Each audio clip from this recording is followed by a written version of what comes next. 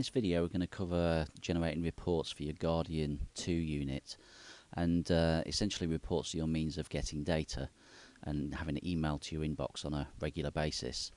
So once you've gone into Casella 24/7, select reports, and this window will come up here, and this may be blank if you haven't generated any reports previously.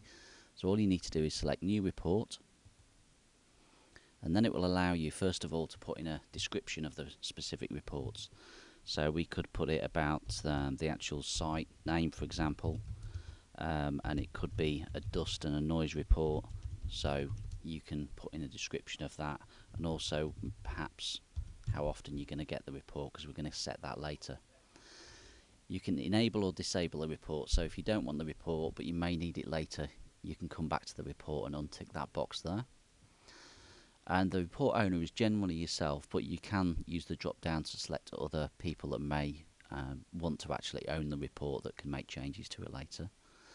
Then you select the site your Guardian is associated with, and often you might have one, but if you've got several Guardians across different sites, then you can select between them accordingly. Now what you want to do is set the actual schedule of when you're going to get the report. So typically this is going to default to today, but if you want to start it a day or two in advance, you can use the calendar and change that. You can also change the interval of the report between daily, weekly, every 2 weeks or 4 weeks.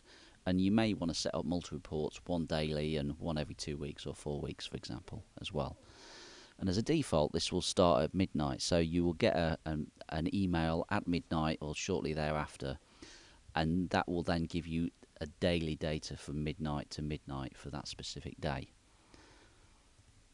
Then you want to change what user is actually going to receive the report, so you will need to have set up specific users prior to actually setting up the report to ensure that they're available in this specific list. So I can set up several users to get this specific report.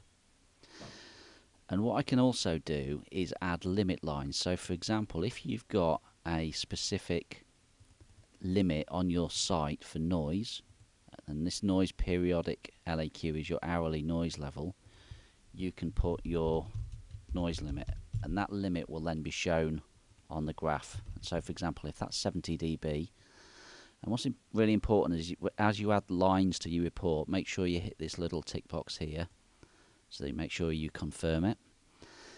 And I could add another one, for example, for particulate, for dust, if I go down the list.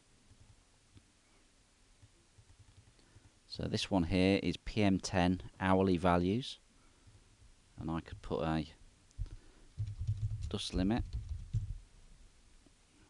and this would be in micrograms per meter cubed, so that's 250 micrograms per meter cubed, and again tick that box.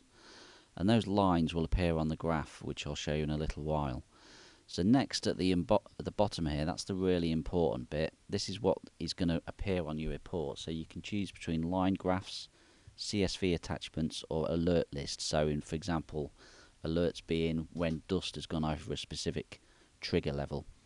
So if I select line graph, I'd then get availabilities to the sites that I have access to here, and I can set what I want. So again, I can scroll down to the most common one being my hourly LEQ for noise and select that, but I could continue to add other things onto this graph. It's often easier though to have a separate graph for noise, a separate graph for dust, or other things. It just makes it a lot easier to read. So if I, for example, add a second one here for the actual dust levels,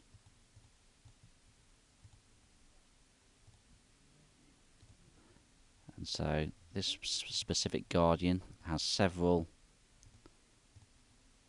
agents available on it. So another common one would be vibration, and the most common vibration one is called PPV, which is on the V1 channel of this report.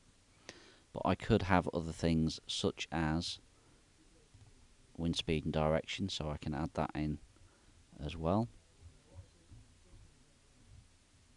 So I can put in the angle and the magnitude of the wind. So I'm going to get 4 separate graphs now which show those several things there.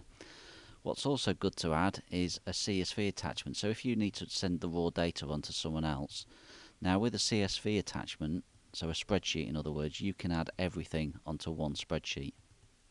So I'm going to put the noise, the particulate, vibration and wind speed and direction all on that CSV report, and I'm going to click OK. So essentially then what's good as well, you can add an alert list, so when the trigger levels have gone on over a specific level, anything that's triggered on the Guardian will be shown there. Again, I just have to tick that box, I don't have to select the specific parameters. And now I'm ready to save, so it's worthwhile just checking that you've got everything filled in that you need on there. And what will happen if you haven't filled in correctly, you'll get a little no entry symbol when you hover over the save key, but I haven't got one here, so I'm good to save, and I'll just click save. So what happens then is, again, I've got several reports here. Now if you've only got one report available, then only your one report will show up. But if I search for my report that I've generated, see I've got the limit line there that I set, and that's the noise level over the day. And because I set quite a high dust limit, that's my next graph, but obviously the dust levels haven't gotten that high. Then you've got the vibration, and then you've got your wind speed and direction. Coming down here there's a CSV file you can click on, and there's been no alert, so nothing's happened there, but then that gives that available alerts there that have shown where you've gone over specific trigger levels. So again, that email report will come through to your inbox on a regular basis, whatever you set.